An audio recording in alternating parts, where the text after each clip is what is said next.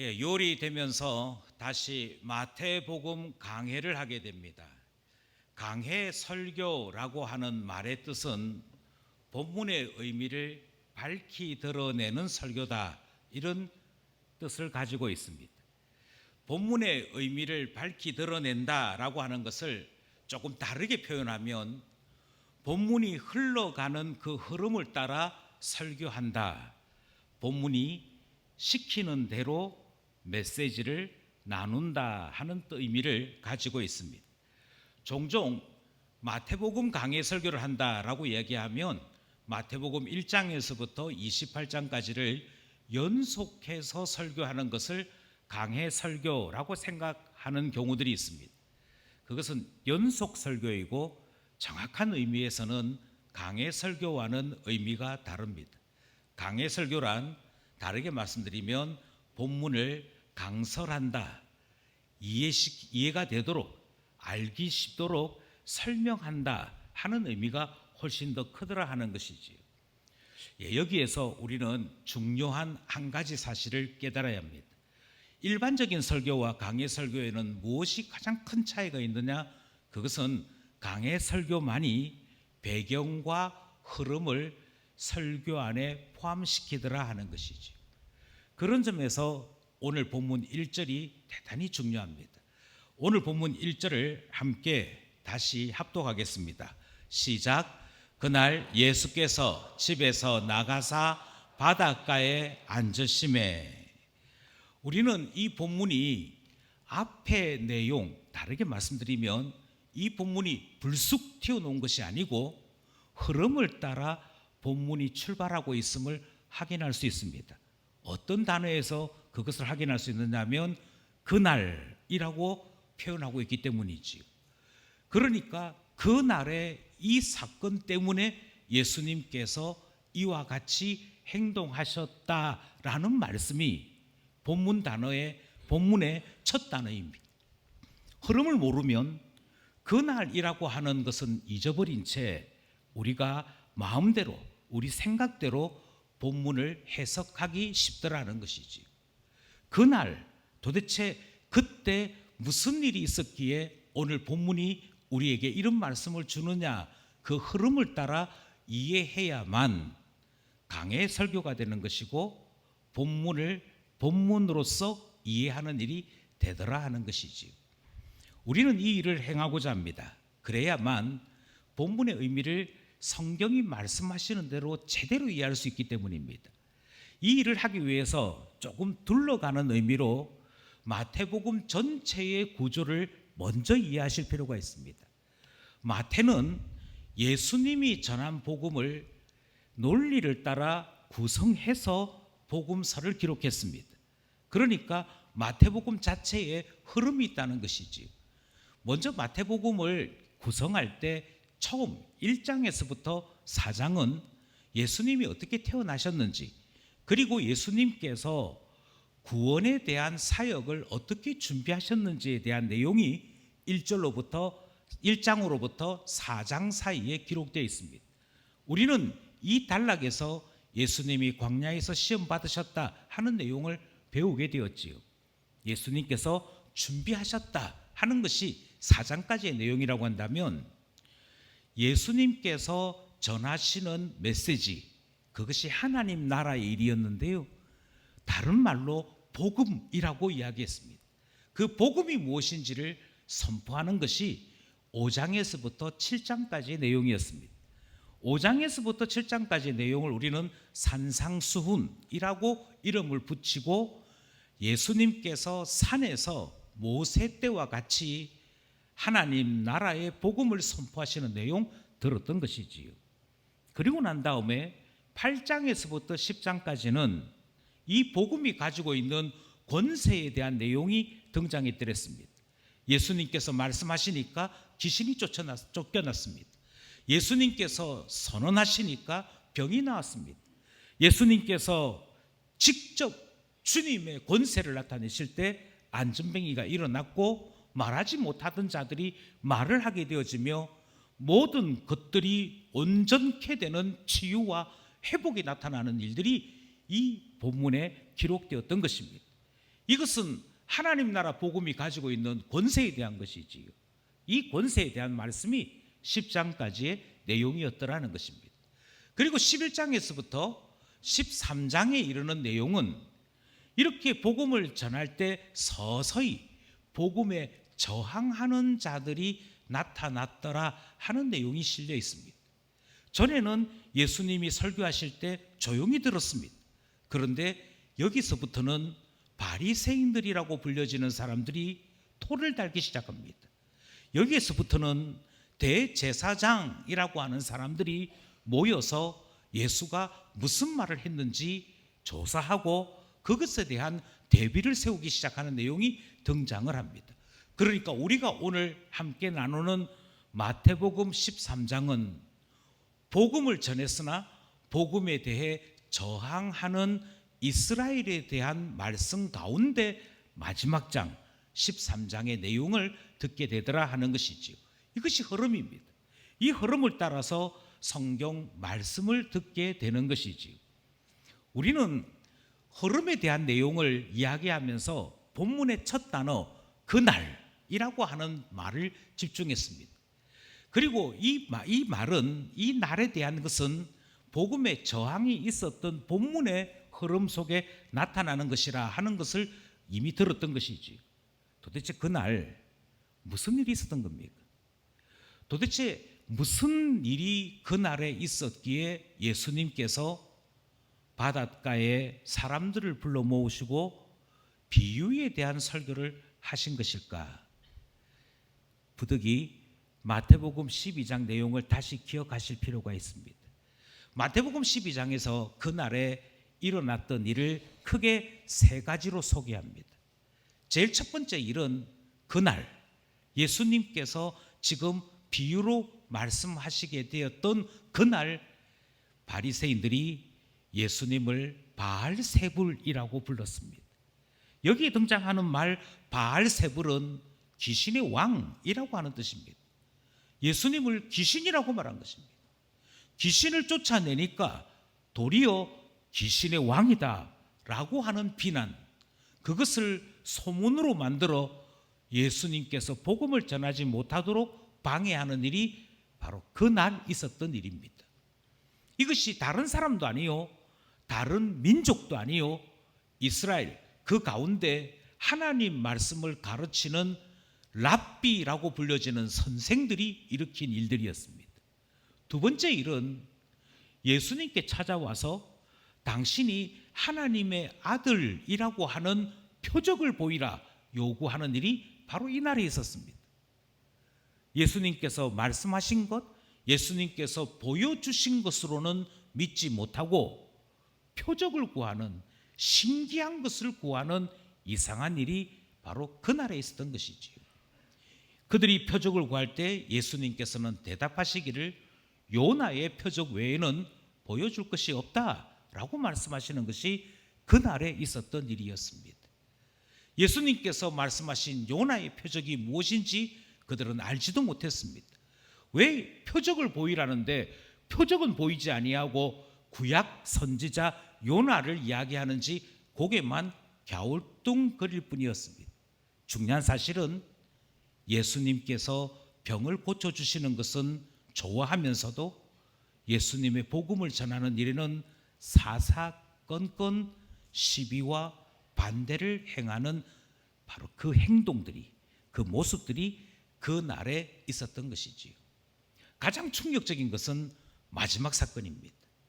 예수님께서 열심히 설교하시는 중이었습니다. 예수님께서 열심히 설교하는데 예수님의 어머니 마리아와 동생들이 찾아왔습니다. 그들은 설교하고 있는 예수님이 안에 계시는 것을 뻔히 알면서도 그 안에 있는 사람들을 시켜서 예수님 좀 나오라 그래라, 예수님 좀 나오면 내가 예수 좀 데리고 가야겠다 하는 이야기를 전달하게 됩니다. 예수님의 가족들인데요, 심지어 마리아는 이가 하나님의 아들이다라고 하는 천사의 음성을 들었던 사람인데요, 바로 그 가족들이 예수님의 복음을 반대하고 예수가 메시아 되시는 것을 인정하지 않는 그런 일들이 그날에 있었다라고 성경이 기록하고 있는 것입니다. 그 날에 이런 일들을 다 겪으신 예수님께서 바로 그 날에 비유로 말씀하시는 일을 하시는 것이지요. 그러니 여기에 있는 이 본문의 말씀들은 그냥 베풀어진 설교가 아닙니다. 이스라엘이라고 하는데 정작 메시아를 알아보지 못하는 그 이스라엘의 민낯이 드러났던 그날입니다. 선생이라고 하는데 정작 하나님 말씀을 풀어서 이해하지 못하는 선생들이 하나님의 아들 예수를 귀신이라 말했던 그날입니다.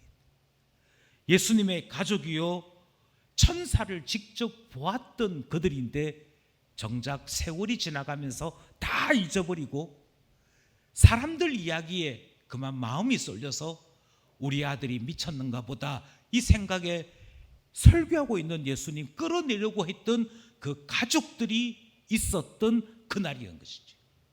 그러니 이 본문은 그냥 평범한 본문이 아닙니다. 비장함이 있습니다. 이 본문에는 이 비유 속에는 안타까움이 있습니다. 이스라엘이 어떻게 이스라엘답지 못한지, 말씀의 선생들이 어떻게 말씀의 선생답지 못한지, 하나님께서 보내주신 가족들인데 그들이 어머니, 동생의 역할을 왜 못하고 있는지 그 안타까움을 가지고 이 본문은 출발하고 있는 것이지.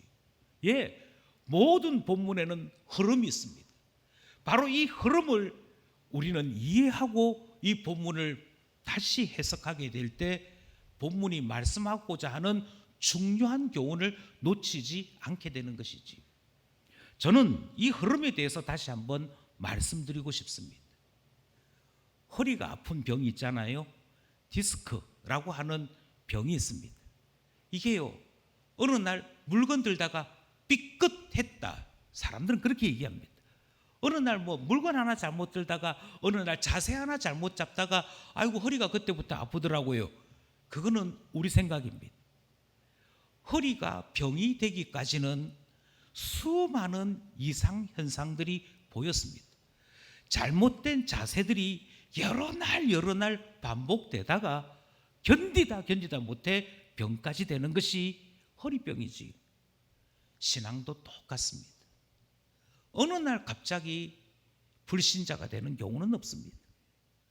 조금씩 우리의 영적인 흐름들이 매해, 매달, 매일 더 나아지고 성장하는 것이 아니라 추락하기 시작하다가 쓰러지기 시작하다가 어느 날 그만 불신자보다도 못한 은혜에서 떨어진 사람이 되고 말더라 하는 것이지. 그러므로 흐름을 아는 일은 대단히 중요합니다. 성경 본문의 흐름을 아는 일도 중요하고요, 내 신앙, 내 영혼의 흐름을 아는 일 또한 중요합니다. 그런 점에서 나는 어떤 흐름 속에 있는지 살펴야 하는 것이지.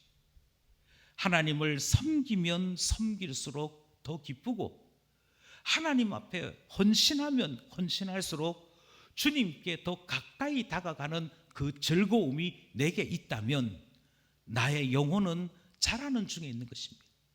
근데 그게 아니고 한 3년 섬겼더니 그 다음부터는 지겹고 이 일을 왜 하나 싶고 힘들기만 하고 즐겁지가 않다면 그것은 그 일이 문제가 있는 것이 아닙니다. 나의 영혼이 추락하는 중에 있습니다. 떨어지는 중에 있습니다. 그러니 다시 한번 말씀드립니다. 흐름을 이해하셔야 합니다. 우리의 오늘은 어제보다 나아야 합니다.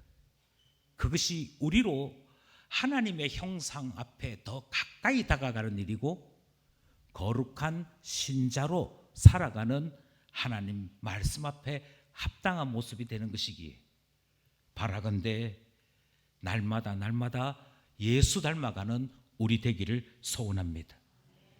저는 이 점에 있어서 결단이 필요하다, 결정이 필요하다라고 생각합니다. 그런데 왜 많은 사람들이 나는 오늘부터 하나님의 사람으로 하나님께 다가가는 사람 되겠습니다, 이 결정을 하지 못할까? 이 점에 대해 고민합니다. 저는 이 점에 대해서 고민하면서 그 답으로 이런 말씀을 드리고 싶습니다. 왜 우리는 우리가 추락하고 있는데도 불구하고 추락하는 줄을 모르고 살아갈까? 대답이 이렇습니다. 우리는 늘 이중적인 모습을 가지고 있기 때문입니다. 두 가지 모습이 있다는 거예요. 오늘 우리 본문에서 사람들이 가지고 있는 두 가지 모습이 오늘 본문에도 소개되고 있습니다. 먼저 1절 말씀을 다시 읽겠습니다. 1절 말씀 시작.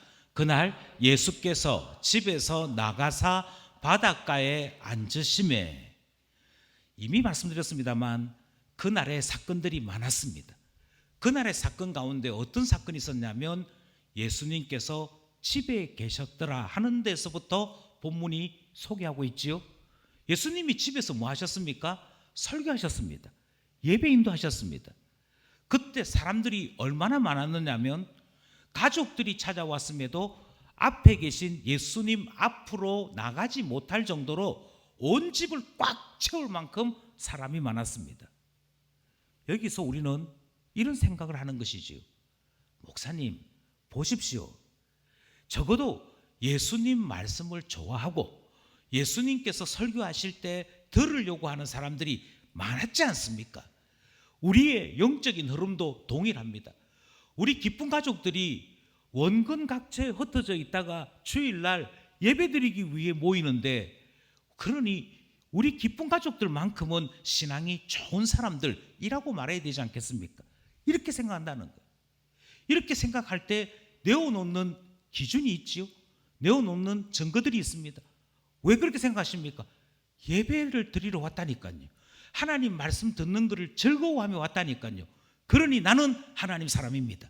나의 신앙은 아직 괜찮습니다 라고 생각한다는 것입니다. 바로 그 점에서 우리는 1절을 다시 주목하는 것이지요. 집에 있다가 예수님께서 집으로는, 그 한 집채로는 청중들을 다 수용할 수가 없었습니다. 그래서 예수님께서 사람이 많아도 감당할 수 있는 다른 장소로 옮기십니다. 그게 바닷가였습니다. 그래서 바닷가에 사람들이 많이 몰려와도 괜찮도록 장소를 옮기신 모습을 보게 되는 것이지요. 그러면 이 사람들의 신앙은 좋은 것이냐? 아닙니다. 다시 말씀드리지만 성경 마태복음에 등장하는 사람들은 항상 이중적입니다. 먼저 우리는 그 사실을 앞선 본문에서 다시 한번 확인하려고 합니다. 마태복음 12장 14절 15절입니다. 먼저 14절을 합독하겠습니다. 시작. 바리새인들이 나가서 어떻게 하여 예수를 죽일까 의논하거늘. 바리새인들이 예수 죽일까 의논을 했습니다. 의논만 하고 실행하지 못했던 이유가 15절에 등장합니다. 15절 시작. 예수께서 아시고 그 길을 떠나가시니 많은 사람이 따르는지라 예수께서 그들의 병을 다 고치시고. 바리새인들이 음모를 꾸밀 때 예수님은 먼저 하셨습니다. 그리고 먼저 하시는 예수님께서 그 장소를 피하신 것입니다. 피하셔서 다른 장소로 옮기신 것이지요. 그러자 사람들이 따라옵니다. 그 따라온 이유가 무엇이냐에 대해 성경이 이렇게 얘기합니다. 그들은 다 병이 있었다. 예수님께서 그들의 병을 고쳐주셨다. 자, 여기서 제가 다시 한번 질문합니다. 이 따르는 사람들은 예수가 우리에게로 오신 하나님 아들이신 것을 알고 온 것입니까? 아니면 예수가 나의 병을 고쳐줄 사람이라고 생각하고 온 것입니까? 예수께서 전하신 복음, 곧 심령이 가난한 자는 복이 있다는 이 말씀이 무엇을 의미하는지를 알고 온 사람들입니까? 아니면 설교 시간 잠시만 참으면 그 다음 예수님이 안수하여 내 병을 고쳐주실 것인데 그걸 바라고 온 사람들입니까? 성경은 이 두 모습을 다 소개하고 있습니다. 많은 사람들이 예수님을 쫓았다. 그런데 예수님께서 그들의 병을 고쳐주셨다. 그날에 많은 사람들이 예수님이 나귀 타고 오실 때 호산나 호산나 소리 지르며 환영하고 맞이했다. 그런데 그렇게 외쳤던 그 사람들이 예수를 십자가에 못 박으라고 소리 질렀다. 두 가지 모습이 다 소개되고 있습니다. 두 가지 모습이 다 소개되고 있다는 이 사실을 우리는 항상 기억해야 하는 것이지요. 그리고 오늘 본문 2절을 보셔야 됩니다. 오늘 본문 2절입니다. 함께 합독합니다. 시작. 큰 무리가 그에게로 모여 들거늘 예수께서 배에 올라가 앉으시고 온 무리는 해변에 서 있더니, 이것이 2절입니다. 2절에서 우리는 무엇을 주목해 봐야 되느냐면 큰 무리가 그에게 모여들었다라고 할 때 모여들었다라고 하는 이 표현이 문법상 수동태입니다. 문법상 수동태란 말은 거기에 모여든 사람들이 우리가 예수께로 가야 돼. 예수님의 설교를 듣는다는 것은 이런 의미야. 예수님 앞에 우리가 아멘 한다는 것은 우리의 모든 지적인 것과 우리의 의지를 동원하여 예수의 사람이 되겠다라고 하는 우리의 고백이야. 이런 뜻에서 자발적으로 그들 스스로 행동한 것이 아니다라고 하는 것을 의미합니다. 그러면 그들이 모여들었던 것은 어떤 이유 때문인데요? 성경은 하나님께서 그들을 몰아붙이셨다. 하나님께서 그들을 모여들도록 이끄셨다라고 말씀하고 있는 겁니다. 그것이 수동태로 표현되고 있는 것이지. 다르게 얘기하면 예수님 설교를 듣고 예수님께 가보자 하고 오기는 왔는데 그들 스스로도 예수님이 얼마만큼 놀라운 분인지, 예수님이 지금 하시는 이 말씀이 어떤 영적인 의미와 그 중요성을 담고 있는지는 모르는 채 그냥 앉아 있는 겁니다. 그냥 기쁜 겁니다. 그냥 그 자리에 있는 말씀이 이 말씀은 매우 놀랍다. 어떤 서기관에서도 이런 설교 들은 적이 없다. 감탄만 하고 있는 것입니다. 그들이 가지고 있는 것으로 능동적인 행동을 결정하고 모인 것이 아니다라고 말씀하시지. 예수님께서는 더 이것을 적극적으로 표현하십니다. 집 안에 사람들이 수용할 수 없으니까 바닷가로 옮기셨습니다. 바닷가로 옮기셔서 디베라 바닷가에서 3,000명의 사람들, 5,000명의 사람들이 모였을 때 그들에게 떡을 나누어 주셨던 그때와 같이 예수님이 행동하지 않으십니다. 예수님은 사람들을 바닷가에 모으시기는 모으셨습니다. 예수님의 설교를 듣기 위해 온 사람들을 거절하지 아니하시고 거기에 다 모으기는 모으셨습니다. 대신 예수님께서 그들 가운데 계신 것이 아니고 배를 타고 그들에게서는 떨어져서 설교하십니다. 그들 속에 있지 아니하고 그들에게서 떨어져서 설교했다는 것이 바로 오늘 본문이 보여주고 있는 배경인 것이지. 두 가지 모습이 다 여기에 있습니다.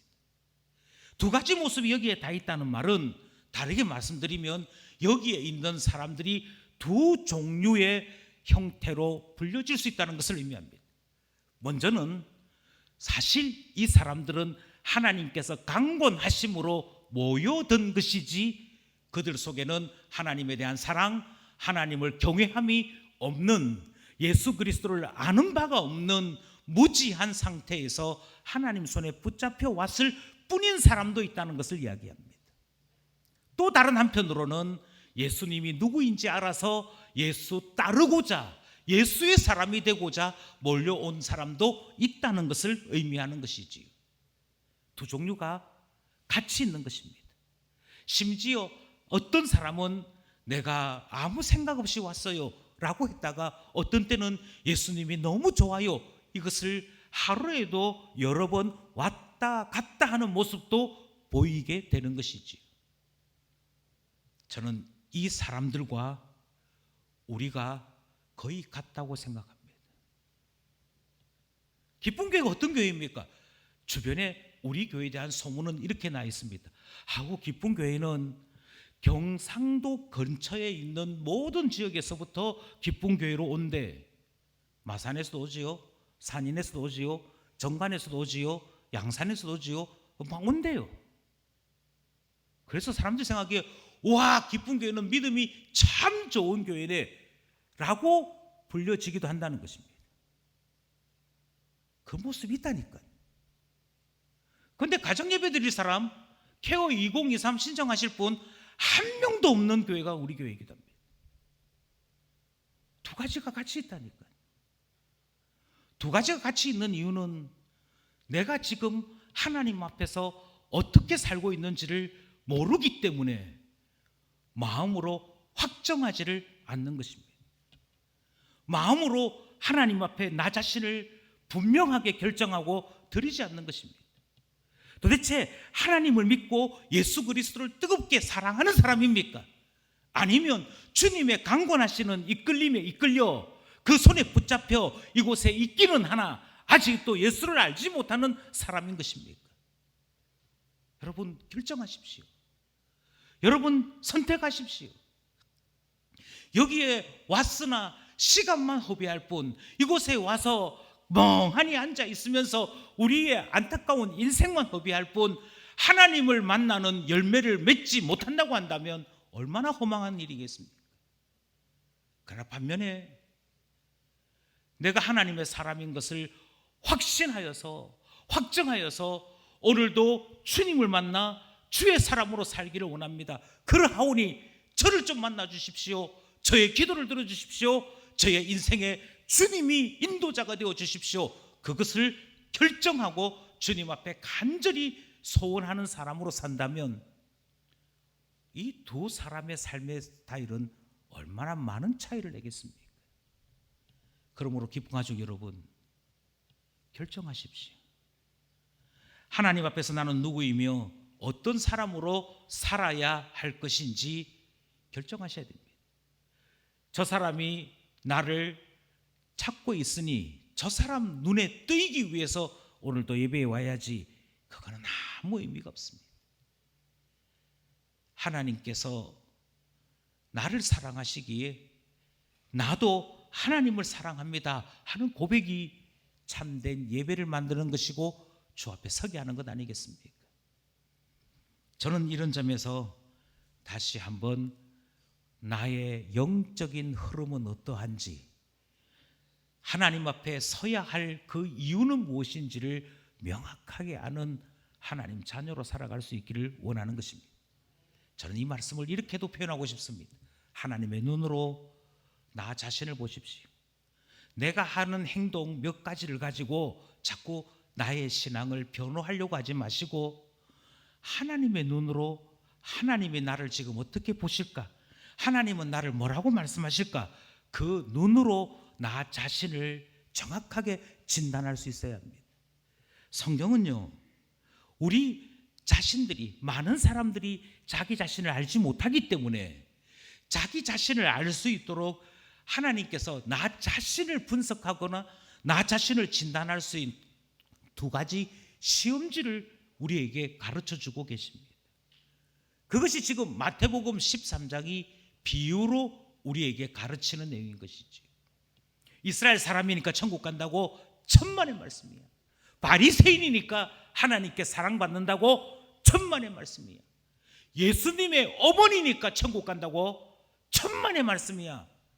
아니야. 혈육으로나 정으로나 다른 어떤 이유로도 하나님의 구원에 이르는 길은 없습니다. 그 어떤 것도 이유가 되지 않습니다. 그런데 우리 자꾸만 그것이 우리를 구원하지 못한다, 그것으로는 구원받은 사람이 없다는 것을 듣고 있으면서도 우리 스스로를 우리가 속일 때가 있다니까요. 내가 예수님 어머니인데 나는 천국 가겠지. 예수님께서 분명하게 말씀하십니다. 누가 나의 어머니며 누가 나의 형제냐? 예수님께서 나를 낳아주신 분 그렇게 말씀 안 하십니다. 내 아버지의 뜻대로 행하는 자다. 그러니 분명히 나 자신을 정확하게 진단할 수 있어야 한다는 것이죠. 그것 하라고 주님이 두 가지 시험지, 나 자신을 테스트하는 기준을 가르쳐 주십니다. 3절 말씀입니다. 3절 말씀 함께 합독하겠습니다. 시작. 예수께서 비유로 여러 가지를 그들에게 말씀하여 이르시되 씨를 뿌리는 자가 뿌리러 나가서. 예수님께서요, 너 하나님 사람 맞니? 너 구원 얻는 사람 맞니? 이걸 나 자신이 분석할 수 있도록 하신 첫 번째 시험지가 뭐냐? 비유로 말씀하십니다. 말씀하시는데요, 말씀을 하시긴 하시는데요, 비유로 말씀하십니다. 이 비유가 어렵거나 힘든 비유는 아닙니다. 예수님의 비유는 그들에게서는 너무도 일상적인 이야기들입니다. 누구나가 다 경험했던 이야기입니다. 자, 씨 뿌리는 자가 씨를 뿌리러 나갔다. 그리고 너희들이 잘 아는 대로 씨를 뿌렸더니 어떤 씨앗은 길가에, 어떤 씨앗은 돌 위에, 어떤 씨앗은 가시덤불에, 그리고 어떤 씨앗은 좋은 땅에 떨어졌다. 결과가 어떨 것 같아? 대단히 익숙한 내용입니다. 이스라엘 사람들이라면 그들의 삶 속에 한두 번이 아니라 수십 번, 수천 번 이상 경험했던 이야기들이 예수님의 비유 이야기입니다. 그런데 참 신기하기지요. 비유가 어려운 것은 아무것도 없습니다. 그런데 비유가 어려운 것은 아무것도 없는데 이 비유를 듣고 난 다음에 많은 사람들이 뭐지? 너무 어려운데? 라고 이야기하더라는 것입니다. 설교가 어려운 게 아니라니까요. 성경이 어려운 게 아니라니까요. 분명히 다 아는 이야기입니다. 분명히 다 아는 이야기인데 참 신기하게도 그 자리에 있는 사람들이 동시에 똑같은 말씀을 들었는데 어떤 사람들은 이해를 못합니다. 그런데 어떤 사람들은 아, 이거구나. 그리고는 그 비유를 통해 나 자신이 어떤 사람인지 알게 되었습니다. 이런 이야기하는 사람이 있더라는 것이지. 왜 예수님께서 이렇게 하셨는가? 우리가 읽진 않았습니다만 마태복음 13장에서 그 이유를 이렇게 설명하십니다. 먼저 10절 11절을 읽겠습니다. 시작. 제자들이 예수께 나와 이르되 어찌하여 그들에게 비유로 말씀하시나이까? 대답하여 이르시되 천국의 비밀을 아는 것이 너희에게는 허락되었으나 그들에게는 아니 되었나니. 가끔 목사님 성경이 어려워요. 목사님 설교를 듣는데 무슨 말인지 통 모르겠어요. 이런 사람 만날 때가 있습니다. 이런 사람을 만날 때마다 저는 매우 놀라고 매우 긴장하고 매우 신중해집니다. 왜냐하면 예수님께서 똑같이 비유를 하셨는데 이 비유를 알아들어도 듣지 못하도록 하신 이들이 있습니다. 그들은 어떤 사람들이냐면 허락되지 않은 이들입니다. 구원이 허락되지 않은 이들, 천국 가는 것이 허락되지 않은 이들에게 나타나는 공통적인 현상이 무엇이냐면 하나님 말씀이 너무 어렵다는 것입니다. 주의 말씀이 이해가 안 된다는 것입니다. 그러니 하나님 말씀이 이해 안 되는 이 일을 누군가가 경험했다면 심각하게 고민해야 됩니다. 하나님, 저도 하나님 말씀 깨달을 수 있는 은혜 주십시오. 간절히 기도해야 될 내용입니다. 왜냐하면 첫 번째 시험지가 말씀이기 때문입니다. 하나님 말씀을 듣는데 내가 학벌은 그렇게 높지 않지만 하나님 말씀 들을 때 내 영혼에서 시원함이 느껴지고 하나님 말씀으로 인해 힘이 느껴지고 하나님께서 나를 사랑하시는 것을 확신하게 되어지고 그래서 하나님 말씀이 이해가 되더라는 것은 하나님 나라 백성만이 누리는 것이라고 주님이 말씀하기 때문이지요. 12절 13절입니다. 12절 13절 시작. 무릇 있는 자는 받아 넉넉하게 되되 없는 자는 그 있는 것도 빼앗기리라. 그러므로 내가 그들에게 비유로 말하는 것은 그들이 보아도 보지 못하며 들어도 듣지 못하며 깨닫지 못함이니라. 아멘. 저는 설교할 때 매우 다양한 분들을 만나잖아요. 초등학교 안 나오신 분도 저는 교인으로서 청중으로서 만나게 됩니다. 그러면 대학 나온 분보다 그분들이 설교를 이해 못하느냐? 아닙니다. 아이고 목사님 오늘 이렇게 말씀하셨는데 이거 설교하셨는데 잘 들었습니다. 그렇게 말씀하신다니까요. 학벌이 설교를 듣게 하는 것 아닙니다. 학벌이 성경 말씀을 듣게 하는 것 아닙니다. 오히려 지금 주님은 뭐라고 말씀하시냐면 그들에게는 허락되지 않아서 그들은 봐도 보지 못하고 들어도 듣지 못하는 것이고 너희들에게는 허락이 되었기 때문에 깨닫게 된다 말씀하시는 것 보지 않습니까? 그러니 첫 번째는 하나님 말씀입니다. 킹덤 스토리를 우리가 목장에서 계속 배우고 있습니다. 우리는 3년 동안 성경을 한번 읽자고 지금 하고 있습니다. 그런데 목장에서 들려오는 소리가 킹덤 스토리를 읽고 공부하는데요, 하나님 말씀이 너무 답니다. 하나님 말씀이 너무 재밌습니다. 이 소리가 들려야 되는데 어렵습니다. 또 해야 됩니까? 우리 한 주 쉬면 안 되겠습니까? 뭘 제가 고민하느냐면요, 이게 혹시 허락되지 않는 사람들에게 나타나는 일은 아닌가?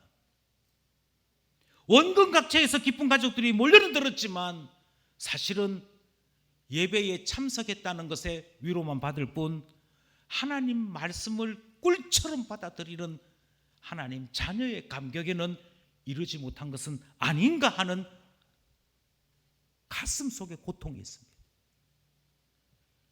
가슴 속에서의 답답함이 있습니다. 아닌데 하나님 자녀들은 하나님 말씀을 기뻐하고 즐거워하게 돼 있는데 양은 목자의 음성을 아는 법이어서 목자가 말씀하실 때 양들은 그것을 꼴을 먹는 것 같이 기뻐하고 즐거워해야 되는데 그래서 주님이 비유로 말씀하시는 것이 여기 등장하는 것이지. 제가 이스라엘 사람입니다. 그딴 소리 하지 말고 내가 이 비유로 말할 때 알아듣니 못 알아듣니? 못 알아들으면 생각해. 너 아직 거듭난 게 아니야. 너 아직 성령의 은혜를 입은 게 아니야. 하나님 자녀는 말씀 들을 때 구분이 돼.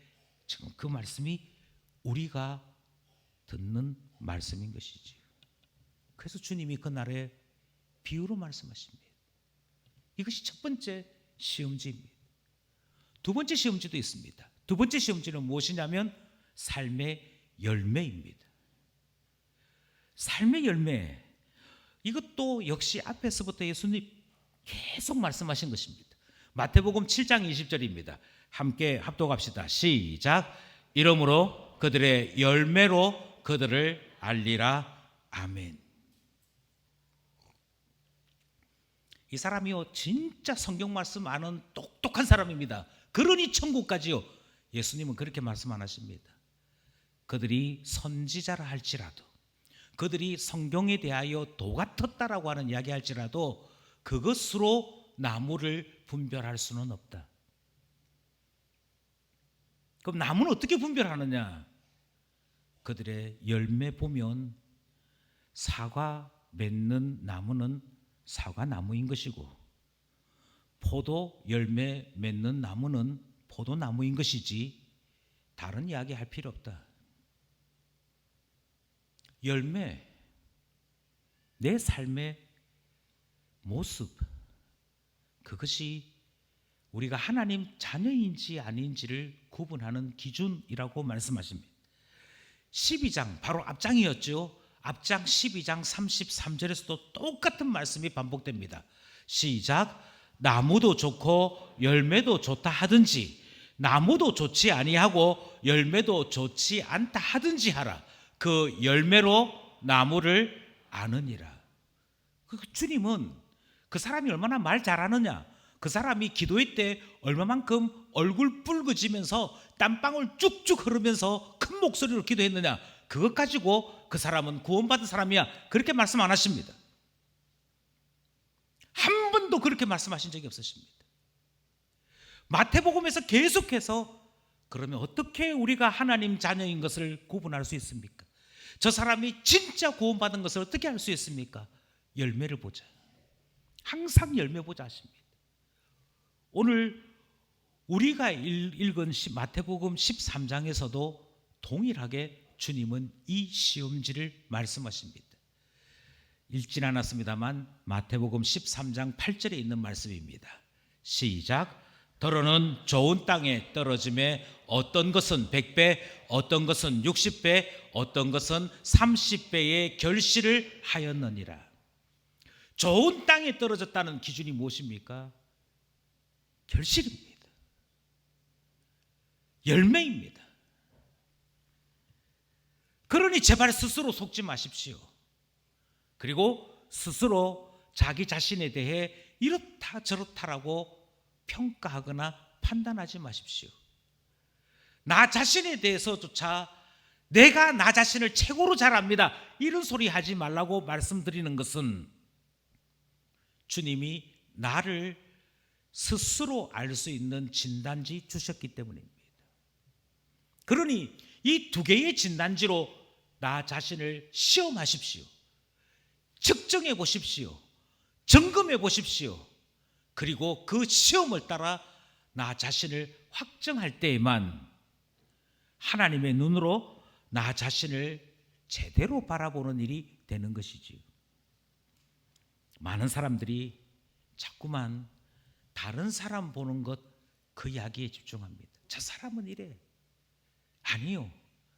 남 이야기할 게 없다니까요. 남 이야기할 틈도 없다니까요.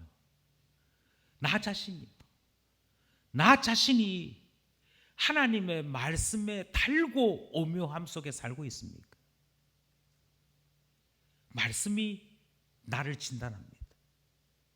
내가 어떤 사람인지 삶의 열매요. 내 삶에 어떤 열매가 있는지 다시 한번 보시자니까요. 저는 바라고 원하는 것이 있습니다. 주님께서 이 말씀을 주실 때 너 열매 없구나, 이제 끝이야, 그 말씀 하시고자 하는 것이 아닙니다. 열매 없는 사람이라고 한다면 너 이제부터 회개해라. 이제부터라도 하나님의 사람으로 새롭게 살아라. 그거 가르쳐 주시고자 하면 아니겠습니까? 하나님께서 나의 삶에 열매를 주시고 하나님의 사람인 것을 나로 하여금 보여주셨다면 확증하십시오. 나는 하나님 사람이야. 하나님 영광을 위해 살아가도록 지원받은, 하나님의 찬송이 되도록 지원받은 나는 하나님 사람이야. 확정하시고 주님 앞에 마음을 드리고 결정할 수 있는 삶 살아야 되는 것 아니겠습니까? 그러므로 바라고 다시 한번 소원합니다. 하나님께서 우리의 마음이 확정되기를 기다리고 계십니다. 하나님의 사람, 우리 자신들을 테스트하고 그 시험을 통하여 확정하여 주 앞에 달려나감이 있는, 하나님의 사람으로 살아감이 있는 우리 모두 되기를 간절히 소원합니다.